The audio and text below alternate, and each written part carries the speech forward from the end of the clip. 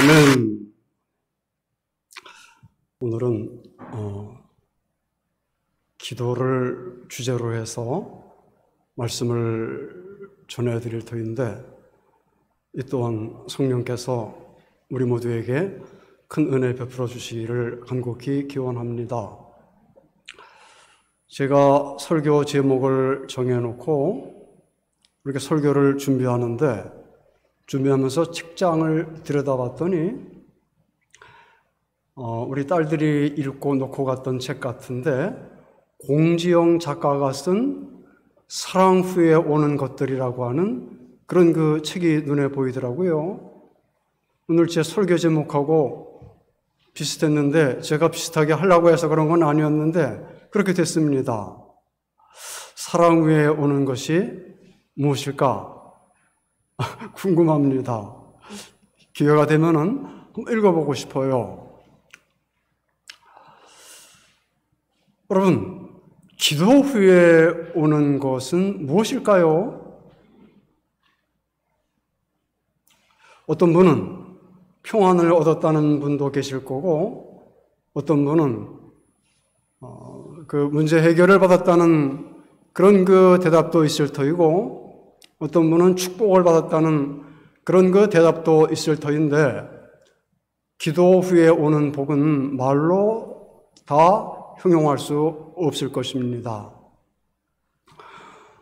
오늘 우리가 히스기야에 관한 말씀을 읽어보았는데, 이 말씀 속에 기도 후에 오는 복에 대한 아주 명확한 말씀들이 몇 가지 기록된 것을 읽어볼 수가 있습니다. 이 말씀들은 추상적인 얘기들이 아니에요. 우리가 이 험한 세상을 살아가면서 꼭 누리고 살아야 될 그런 너무도 소중하고 귀한 복들입니다. 그래서 그것을 오늘 생각해 보려고 하는데, 본문에서 말씀하시는 기도 후에 오는 복은 어떤 것들이라 말씀하십니까? 첫째, 해결의 축복을 강조하십니다. 우리가 세상을 살아가노라면은 우리 힘으로 해결할 수 없는 어려운 일들을 종종 만날 때가 있습니다. 우리의 지혜와 우리의 수단 방법으로 해결할 수 있는 문제들도 있지만은 도무지 우리의 방법으로 해결할 수 없는 그런 그 어려운 일을 가정적으로든지 사업이든지 건강으로든지 그런 일들을 만날 때가 있어요. 그럴 때 우리에게 일어나는 반응들은 어떤 원망, 짜증, 불평, 두려움, 그런 반응들이 일어나는데, 아마 심리적으로 그게 잘못된 것은 아니라고 생각을 합니다. 사람이니까는 당연히 그런 반응이 나타날 수가 있는데, 우리 믿음의 사람들에게는 그때가 영적으로 우리 자신을 대응해야 될 때라는 것을 잊지 말아야 됩니다. 그때가 기도할 때라고 하는 사실을 우리가 잊지 말아야 되는 것입니다. 오늘 성경 말씀에 보면은 유다 히스기야 왕 때 아수르 왕 서네립이 대군을 이끌고 와서 유다를 침공합니다. 막강한 군사들이 이 유다를 포위하면서 이스라엘 백성들을 말로 유업을 하고 온갖 더러운 말로 하나님을 모욕하는 그런 그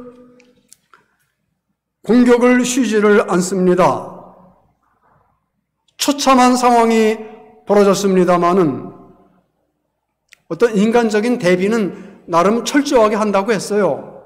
그러나 역부족입니다. 그래, 한계가 왔다는 것을 깨달은 히스기야가 늘 하던 대로 하나님 앞에 가서 기도하기를 시작합니다. 어려울 때, 가정이 어려울 때 부모가 흔들리지 말아야 됩니다. 나라가 어려울 때 지도자가 흔들리지 말아야 됩니다. 교회가 어려울 때 목사, 장로, 지도자들이 흔들리지 말아야 됩니다. 그래서 선지자 이사야와 더불어서 성전에 올라가 하나님 앞에 부르짖어 기도합니다. 하나님, 이 어려운 상황을 대비해서 최선을 다해서 준비하노라 했지만은 도저히 우리 힘으로 어떻게 감당할 수가 없나이다. 하나님을 저주하고 모욕하는 저 소리를 들으시옵소서. 하나님 앞에 간절히 그 두 사람이 기도를 드리는데 놀라운 기적이 일어났습니다. 많은 천사를 보낸 것도 아니더라고요. 성경에 보니까 한 천사를 보내요. 그날 18만 5천 명의 아수르 대군을 모두 다가 물리치십니다. 이 비슷한 얘기가 사도행전 12장에도 나와 있어요. 헤롯이 야고보를 순교시킨 다음에 이제 그 다음 타자로 베드로를 잡아서 감옥에 넣습니다. 내일이면 베드로도 순교를 당하는 날입니다. 그런데 12장 5절 말씀에 보면은 너무 귀한 말씀이 있어요. 뭐라고 말씀되어 있느냐면은 이에 베드로는 옥에 갇혔고 교회는 그를 위하여 간절히 기도하더라. 이에 베드로는 옥에 갇혔고 어떻게 할 수 없는 한계적인 상황 아닙니까? 이에 베드로는 옥에 갇혔고 교회는 그를 위해서 간절히 기도하더라. 근데 그러면 어떤 일이 일어난 줄 아십니까? 베드로 살고 죽는 것을 다 하나님께 맡겼습니다. 몸은 사슬에 매여 있지만은 그 고단한 몸을 뉘어서 깊은 잠에 듭니다. 그 잠을 깊게 들고 있는 그때에 천사가 와서 베드로의 옆구리를 치며 깨웁니다. 일어나라. 함께 나가자. 그래서 일어나서 천사를 따라서 나가니까는 옥문이 착착착착 하나둘씩 그렇게 저절로 열리더니만은 마침내 성도들이 모여있던 교회에 당도하는 그런 놀라운 기적이 일어났던 것입니다. 평안무사한 사람에게 기도하자고 하면은 기도는 노인들이나 하는 것이라고 그렇게 얘기하는 사람들이 있습니다만은 이건 잘못 알고 있는 겁니다. 기도는 정말 지혜 있는 사람, 기도는 정말 능력 있는 사람, 높은 사람이 하나님께 드리는 것입니다. 기도할 때 성령님이 일하시는 것을 알기 때문입니다. 기도는 내가 하지만은 일은 성령님이 하세요. 성령을 선물로 주시지 않겠느냐.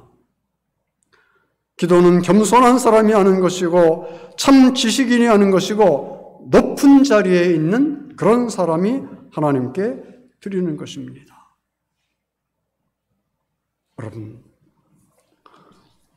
어떤 문제가 있습니까? 이 세상에 문제 없는 사람은 없어요. 가정을 들여봐도 어떤 경우를 보아도 문제 없는 사람은 아무도 없습니다. 이것은 우리에게 무엇을 사인하는가 하면은 기도할 때라는 것을 말씀해주고 있는 것입니다. 그리고 기도하면 해결의 역사가 나타나는 것입니다. 설교를 들으시면서 이렇게 생각하시는 분들도 계시지 않을까 모르겠어요. 목사님, 그건 성경 이야기이고요.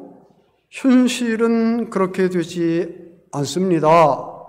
그것도 아셔야 돼요. 그렇게 생각할 분들이 계시지 않을까 모르겠습니다. 이해합니다. 그러나 기다려 봐야 됩니다. 때가 되면은 반드시 하나님의 역사가 일어납니다. 응답의 때는 반드시 오는 것입니다. 이 약속의 말씀을 붙잡고 기도를 쉬지 않는 기도의 승리가 여러분 가운데 함께 하시기를 예수님의 이름으로 축원합니다. 두 번째, 어떤 복이 기도 후에 왔는가 하면은 보호의 축복이 히스기야와 유다에게 찾아왔습니다. 오늘 22절에 그 말씀이 있어요.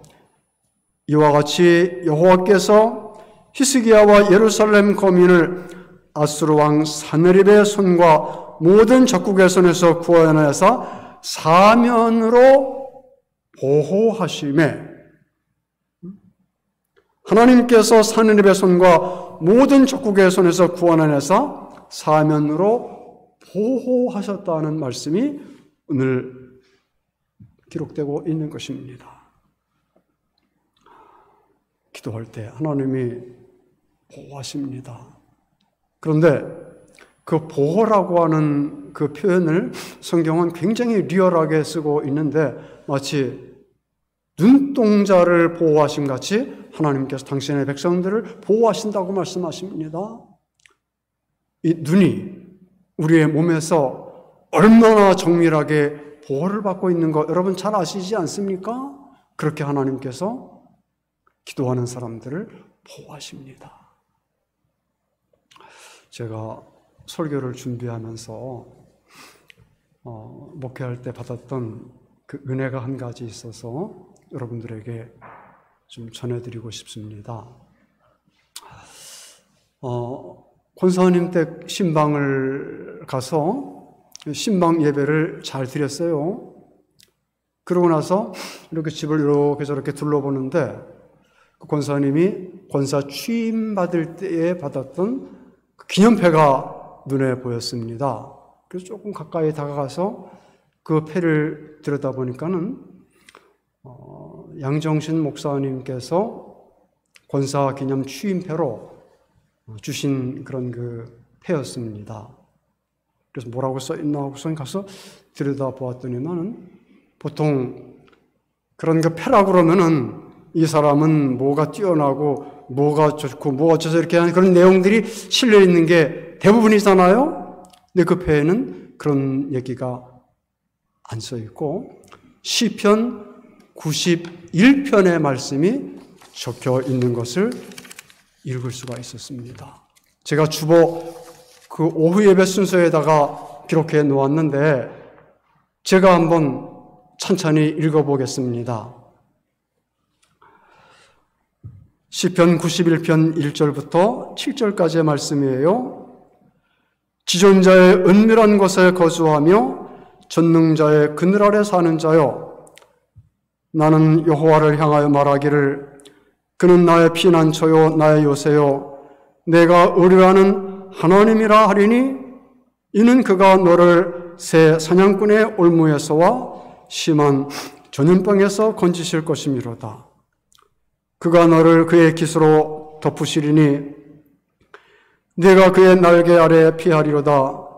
그의 진실함은 방패와 손방패가 되시나니 너는 낮에 찾아오는 공포와 밤에 찾아오는 공포와 낮에 날아드는 화살과 어두울 때 퍼지는 전염병과 밝을 때 닥쳐오는 재앙을 두려워하지 아니하리로다. 1000명이 내 왼쪽에서 10,000명이 내 오른쪽에서 엎드려지나 이 재앙이 내게 가까이 하지 못하리라.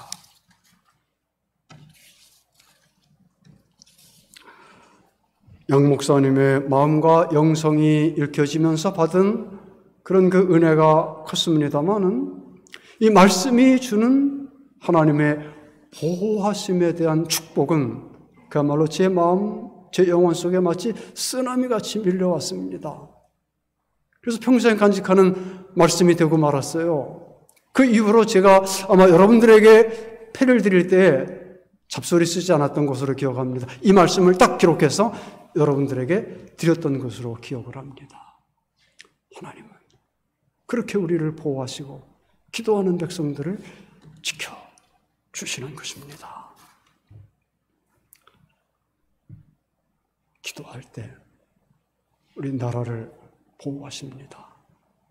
기도할 때 여러분의 가정을 보호하십니다. 여러분 기도하면 여러분의 몸을 보호하시고 여러분의 자녀를 보호하십니다. 이 보호하심이 여러분의 기도를 통해서 풍성하게 임하시기를 축원합니다. 마지막 세 번째로 존귀하게 되는 복이 기도 후에 왔습니다.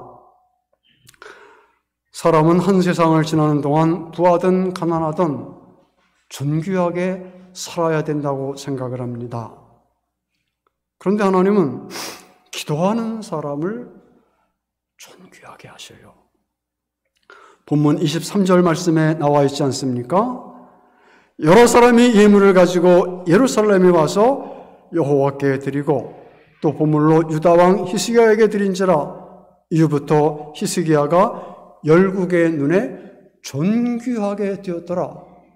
하나님께서 그에게 승리를 주시니까는 그걸 보고 사람들이 깜짝 놀란 거예요. 저 보통 사람이 아니로구나. 뭔가가 있는 사람이로구나. 바리바리 선물을 싸가지고 와서 히스기야에게 주었던가 하면은 히스기야를 존귀하게 여기는 그런 그 축복도 받았던 것입니다. 주가라는 말 있죠? 주가. 우리 예수 믿는 사람들 가운데서 제일 주가가 높은 사람이 누군지 아세요? 기도하는 사람입니다. 기도한 사람의 주가가 제일 높은 사람이고 하나님은 그 사람에게 부귀의 은혜를 주십니다. 이 부귀는 영적인 문제예요. 내가 노력한다 그래서만 되어지는 그런 것이, 존귀는 내가 노력한다고만 되어지는 것이 아닙니다. 말씀을 마치겠습니다. 성도에게 있어서 가장 아름다운 모습은 기도하는 모습입니다. 내 기도하는 그 시간, 그때가 가장 즐겁습니다. 그 사진을 잃어버렸는데 제가 어떤 분이 교회에 들어와서 기도하는 모습이 너무 예뻐가지고 그 사진을 뒤에서 찍었어요. 근데 너무 이쁜 사진이었는데 이제 그런 사진을 또 찍을 수 있을까 모르겠는데 잃어버렸어요. 기도하는 모습은 그렇게 예쁘고 아름다운 것입니다.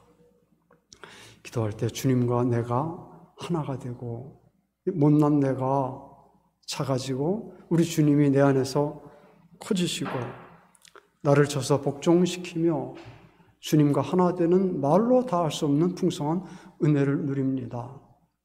그런데 여기에 더해서 보너스까지 주시니 해결, 보호하심, 존귀하게 되는 그런 축복까지 아울러 주시니 여러분 이 험한 세상 살아가는 중에 기도를 통해서 이런 복을 풍성하게 넉넉하게 누리고 살아가시기를 예수님의 이름으로 축원합니다. 369장을 찬송하십니다. 찬송가 369장.